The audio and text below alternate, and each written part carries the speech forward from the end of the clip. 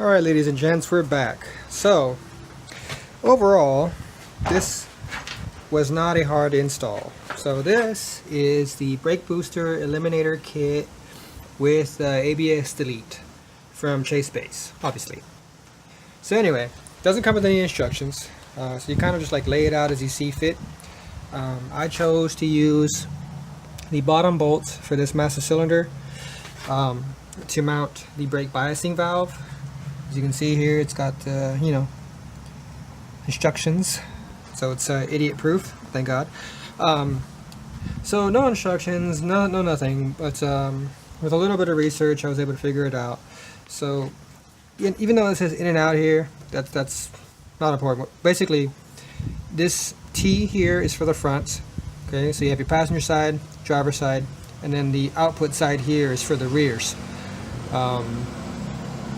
Connects with this hard line right here to position the biasing valve, and then everything else kind of branches off from there. You have your one line that goes out here into the well, and then we have the brake line kit that I also purchased, and then you got this main line that branches off over here to the passenger side, and we went ahead and reused the grommet. You have the lines that come out here, and after you delete all of the ABS stuff, there's still two lines that come out right here. So we went around to the inside of the car and cut them shorter so that we could have everything inside, and I'll show you that right now. This is probably the most difficult part of this whole install. This part here, cost me about an hour, 30 of which was searching for information on how to install and how to install it and all that kind of stuff. And each application is different because they have this kit for a bunch of different cars and models. So this is specific to the 2002 Bug-Eye WRX, and I'm sure that suits many other versions of WRX as well. So anyway, on the inside here you have these two brake lines, right? They come up and then they go through the firewall right there. So what we did was we have a flaring tool that we purchased, and we cut them there, bubble flared them. Before we flared them though, we made sure to put the stock ends back on the tube, because if you don't do that, you have to cut them off and then do it all over again. So I've done this in the past and I learned that lesson. So this time, well, not on this car, it was probably the first car I built, I did that, and that's really how you learn. So that is the long line from the brake booster eliminator kit right there, coming through the wall. So all of this is tightened down and secured, and we're still inside of the little connectors there, so all that should be fine and done. So yeah, that was today's install. The short and sweet of it, really not all that hard. Just bolt everything in place.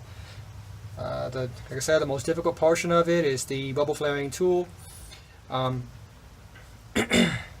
There's plenty of good videos on YouTube on how to use that tool, so I won't cover that, but I will say you don't have to buy it. I mean, you're only doing 2 lines on this kit. Nothing else needed to be cut or messed with in any kind of way. I just out with the old, on with the new, as far as all of the brake lines in the engine bay forward. But for this one, you do need that tool. Go to AutoZone, rent it, whatever, return it. I bought mine because this is probably not the last thing that I'm going to be making for this vehicle. So anyway, I'm pretty happy with how it looks. It looks amazing. It's clean. There's a lot of extra space in there, and we saved ourselves about 30-something pounds, with the combination of brake booster, master cylinder, lines, all that kind of stuff. So and at that we've increased our PSI and our reliability, because the factory lines do swell and there is some pressure loss. So this is just a no-brainer for us. Our whole brake system in the front should be really stout and nasty. We haven't reinstalled the lines in the back because the knuckles and suspension are still MIA, and we're waiting on that to come in, but as soon as it does, we'll get started on that too. And then we get to do the joyful process of bleeding all this nonsense, which is always a good time. Yeah.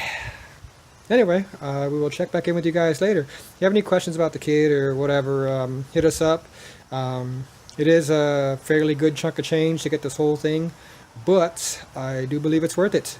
The craftsmanship and product delivered are pretty dang good. My only complaint would be the wait. I had to wait about a month for this, and that was only because the mounting plate for the master cylinder, this part here, was they were out of stock, and I guess they were back ordered from their supplier, and which is fine. I just I think that they probably should have reached out to me instead of me having to chase them down and figure out why my stuff hadn't shipped yet. So at any rate, we got some other things to tidy up. We got to put this clutch master cylinder from Woolward back right in there and get all that back in. It's a pretty tight space and it's a bit of pain in the butt. Get all that tidied up. Put this reservoir back on the wall right here where it belongs. I had thought about putting this valve here, but I'm perfectly okay with where it is back in there. It doesn't impact anything, it's out of the way, and it works just fine. So yeah, and it's mounted and stable. It looks like it's free floating, but it's mounted. So alright, we will check back in with you guys another time. I know I've said that before. Later.